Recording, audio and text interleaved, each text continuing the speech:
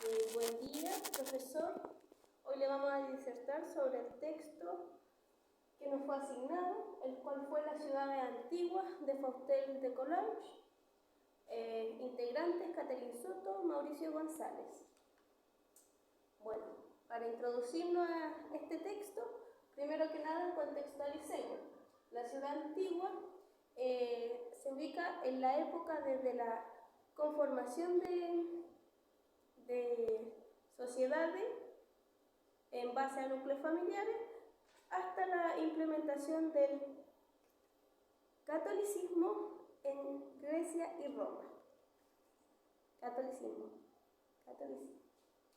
Bueno, los resultados generales de esta obra es que se historiza una creencia. En pocas palabras, habla acerca de cómo la creencia influye dentro de la sociedad a través del tiempo. ¿Ok? La importancia de este trabajo es que radica en que nos permitirá conocer los sistemas sociales de los pueblos antiguos, tanto en Roma como Grecia, y también los compara con otras civilizaciones aledañas. ¿Ok? El autor plantea su tesis principal, la cual es: se instala una creencia dentro de la sociedad y la sociedad es un núcleo familiar. ¿Ok?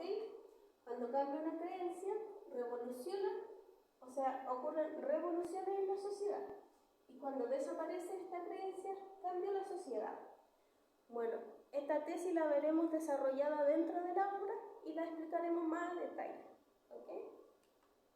El autor, Faustel de Coulanges, es un francés nacido en el año 1830. Es importante mencionar el año de su nacimiento porque él nace en una época de revoluciones científicas donde el paradigma predominante es el positivismo. Sus principales obras son La ciudad antigua y La historia de las instituciones políticas en Francia. Como este autor nace dentro del paradigma del positivismo, se centra su escritura y su método de análisis en el mismo positivismo, utilizando el método cartesiano. Dentro de su obra, La ciudad antigua, él estudia el ámbito público y privado dentro de la sociedad y cómo las creencias influyen dentro de la sociedad desde su conformación hasta su desaparición de creencias o cambios radicales dentro de la sociedad. En pocas palabras, cuando cambia el paradigma de la creencia. La obra. Bueno, este tema lo va a ampliar mi compañero aquí presente. Esta obra, por su amplitud y complejidad, daría para hablar un par de horas fácilmente, pero voy a tratar de resumirla en unos 10 o 15 minutos más o menos, tratando de que sea un relato más o menos coherente y entendible para toda la gente que nos está viendo. Para todos, ¿ya? La tesis principal de este autor se basa en la organización social de la sociedad y las estructuras sociales antiguas, las ciudades antiguas. El libro consta de 5 capítulos principales, que tenemos las antiguas, la familia, la ciudad, las revoluciones y cuando al final desaparece el régimen religioso. Entonces vamos por partes, ¿ya? En las creencias antiguas nos habla de cómo la génesis de la conformación y de la estructura de la sociedad. Esto partió con la familia como núcleo principal. El núcleo básico fue la familia, que estamos acá. ¿Y por qué el núcleo principal? Porque de ahí nace la creencia. Cuando la gente se inventa un Dios, se inventa una creencia, se inventan protocolos también. Y para que nos quede más claro de qué se trata estos protocolos, estas creencias, estos dioses, vamos a partir explicando de que en cada familia existía un Dios. Y ese Dios estaba representado por un fuego que estaba siempre al centro del hogar, ¿ya? Y debía mantenerse siempre esa llama encendida. El padre era el jefe de la familia de su hogar y el que dictaba todas las normas de los protocolos de la ceremonia religiosa y todas las normas. Lo importante destacar acá que de hecho ahora ya está muy en boga, es el papel de la mujer en toda esta historia, que estaba relegada a un último plano prácticamente, porque no existía para ella prácticamente ningún derecho. Todo lo que era la conformación de la familia, que era totalmente patriarcal, se dirigía exclusivamente al padre, a los hijos varones y su descendencia. La mujer siempre estaba al ladito, se iba acostando a poco y estaba solamente más que nada para ser parte, un acompañamiento de las ceremonias. Estas familias tenían sus propios protocolos. Cada familia, conformada en esos tiempos, tenía su propio dios, su propio fuego, sus propias ceremonias. Por ejemplo, en ciertas familias tenían, como costumbre, por hábito ellos, a sus muertos los enterraban en cualquier lugar y para ese muerto tenían una ceremonia en la cual no podía participar nadie que fuera ajeno a la familia directa, un familiar directo a la familia, no podía, estaba totalmente prohibido. Cuando fallecía el jefe de hogar, se le enterraba usualmente en la entrada de la casa para que fuera lo primero en ver cuando uno salía y ver lo primero en ver cuando uno llegaba a su casa. Era uno de los protocolos que tenía algunas familias, no todas. Ahora, cuando estas familias se dan cuenta que otras familias tenían protocolos parecidos, que algunos protocolos coincidían, conformaban un nuevo núcleo, creaban un nuevo dios, ¿ya? Y nuevos protocolos, y que ahí adoraban también un nuevo dios. Pero eso no dejaba ajeno a que cada familia siguiera manteniendo sus propias costumbres, su religiosidad y su propio dios, y eso era intocable, solamente que al sumarse creaban un nuevo dios. Cuando todas estas familias iban creciendo y aumentando ya, ahí llega el punto de que ellos eligían dentro de cada cabecera de familia, eligían a su rey. Pero ese rey era una autoridad netamente religiosa, no era gubernamental que dictaba leyes para todos, no es como ese concepto que tenemos actualmente de los reyes, era totalmente religioso, al punto de que solamente él tenía injerencia sobre cada jefe de familia, pero no tenía ninguna injerencia en la costumbre particular de cada familia. Él no podía meter mano ahí, nada, eso se mantenía sagrado y secreto como era siempre él. Y ahí estamos llegando ya a la conformación de lo que era una ciudad. Y producto de esto, de la ciudad, en esos tiempos estaban muy debilitadas las clases sociales, y estas sociedades, cuando se formaba la ciudad y esta nueva sociedad, esta nueva religión, creo que ahí está ya el nacimiento de las famosas gens. Eran muchas, eran miles de gens, ¿ya? Pero conformadas usualmente por los patricios, gente de alta alcurnia. Los plebeyos no tenían participación en eso, nada. La gens Claudia estaba por ahí, por ejemplo, la agresora, la gens Claudia, Fabiana, Cornelius también, entre otras tanques, las famosas. Que estas gens también, en su afán de mantener su linaje, su dinastía, por medio de la herencia genética o de consanguinidad de los varones solamente, varias fueron quedando en el camino, varias se extinguieron. De hecho, hubo una guerra muy importante donde murieron más de 360 miembros de una gens, no recuerdo el nombre. Y ahí ya prácticamente se acaban, algunas gens se fueron acabando en el tiempo, quedó solamente el recuerdo de ellas, nada más que eso, las gens. Y de aquí, cuando estaba ese conflicto de que los patricios tenían la supremacía, ¿cierto?, o la hegemonía de la religiosidad y de la conformación de la sociedad, sin dejar de entrar a los plebeyos, ahí comenzó el tiempo de las revoluciones. Cuando los plebeyos querían también participar, querían ser también parte de Roma, no querían ser súbditos ni tampoco querían ser aliados, querían ser parte, querían ser romanos ellos.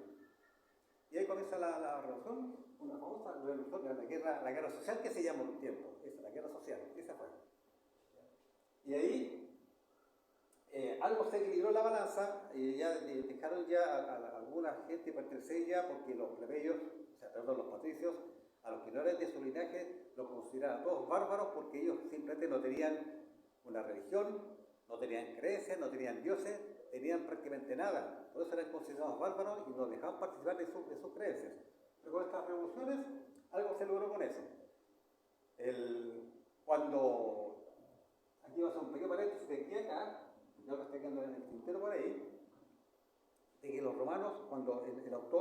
caso hace alusión a que hay diferencias y hay similitudes en diferentes culturas o estructuras sociales, se está refiriendo a que, por ejemplo, cuando Roma invadió Grecia, fueron muy astutos porque los romanos sabían de sus carencias, sabían lo que les faltaba, y ellos se daban cuenta que eso lo tenían los griegos. ¿Y qué hicieron? Cuando invadieron Grecia, les quitaron dos cosas importantes: la religión o sus dioses y el intelecto o el conocimiento. Por el lado religioso, agarraron todos sus dioses, lo incorporaron a su cultura, los romanos, pero les cambiaron nombres solamente. Y eso está en toda la historia. Y en este momento no es el caso de dar nombre por nombre.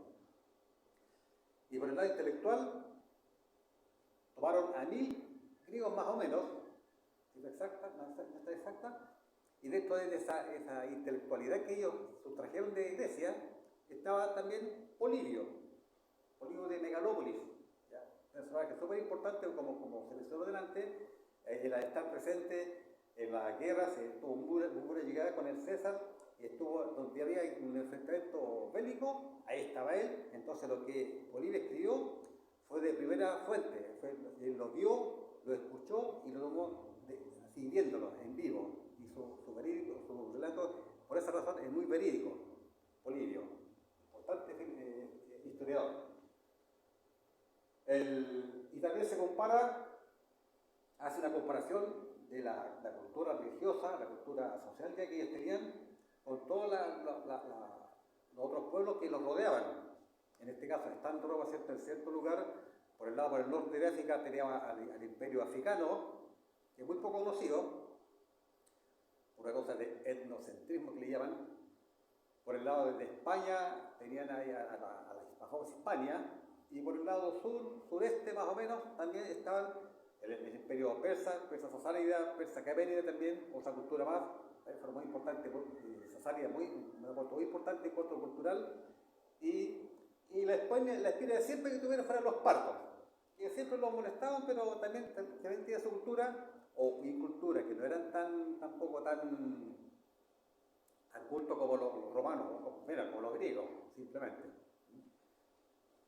Y de ahí tal vez ya se evolucionó un poco más allá, y cuando se instaló la cultura helénica, cuando Alejandro Magno ya invadió toda parte de Roma, ¿cierto? Y llegó hasta casi a las puertas de Roma, y ahí cuando se instala la cultura helénica. Y ahí ya hay un cambio ya también de otro aumento de cultura, de cambios sociales también, obviamente, por los saules obvios. Y después de todo esto, llega el cristianismo y se acaba ya con esto la religiosidad politeísta, pasando a una creencia monoteísta, solo Dios con el cristianismo. Hasta ahí llega toda esta secuencia de esta obra. Bueno, para hacer una síntesis de estos 5 libros, en el libro número 1, Las creencias antiguas, el autor nos habla sobre cómo aparece la religión en el núcleo doméstico, núcleo familiar. Después, en el segundo libro, nos habla cómo esta creencia crea reglas jurídicas dentro de la familia, ¿ok? En la ciudad, nos habla cómo esta creencia sale más allá del núcleo familiar, ¿ok? Afectando a diferentes núcleos familiares, los que van a conformar por su parecido de creencia, van a conformar una ciudad, ¿ok? Que es el libro número 3. Libro número 4, las revoluciones. Nos habla sobre cómo hay una evolución espiritual, como una ciudad se encuentra parecida con una religión de otra ciudad, ¿ok? Creencias diferentes, pero se encuentran en un punto en común, lo que nos lleva al libro número 5, donde dice que desaparece el régimen religioso, donde nos dice que ambas ciudades o 3 ciudades crean una misma religión, que es la religión católica, que engloba todas las ciudades y crean un único núcleo social. El método. Faustel de Colau utiliza la metodología positivista y cartesiana, utilizando fuentes primarias y secundarias que obtiene a través de la literatura clásica de la antigua Roma y Grecia. El enfoque. Al pertenecer a la corriente positivista, Fortel utiliza el método histórico comparativo. Dentro del método cartesiano cualitativo, utiliza el método conocido como la historia comparada de las instituciones. ¿Ok?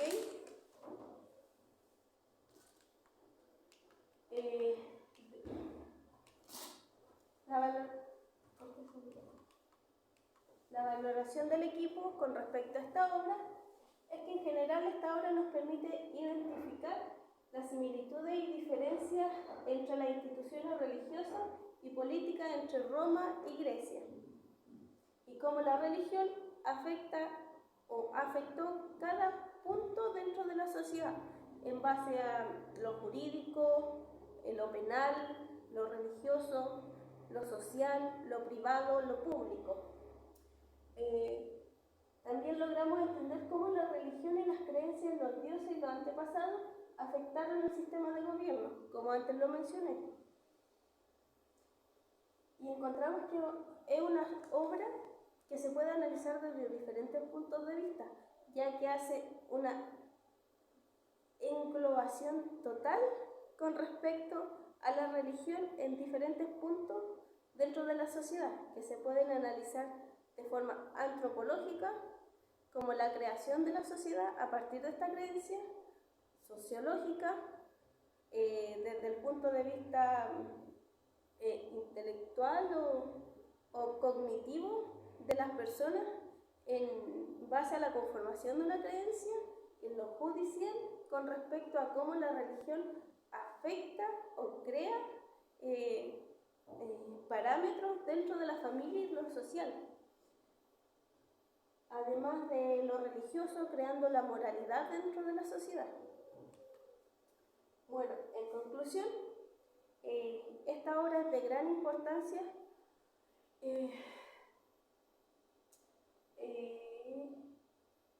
ya que abarca, como dije anteriormente, diferentes ciencias, diferentes visiones que se pueden estudiar atemporalmente. Hasta el día de hoy nosotros podemos estudiar cómo la religión ha ido cambiando, ha evolucionado, ha cambiado de paradigma, a la vez que nos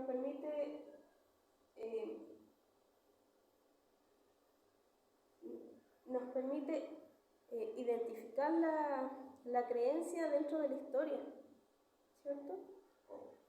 Correcto. No sé si quieres agregar algo más. No, está todo dicho ya, está todo claro ya, es que poco también, así que no ¿Sí? Bueno, concluyamos con la bibliografía utilizada por el autor para crear esta obra, que utilizó fuentes primarias de la literatura clásica griega y romana, como mencionó mi compañero anteriormente.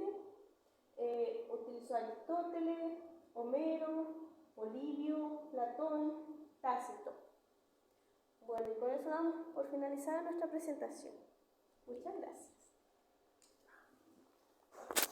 ¿Cuántos minutos fueron? Ahí está, 18 minutos. Mira, casi 20 minutos.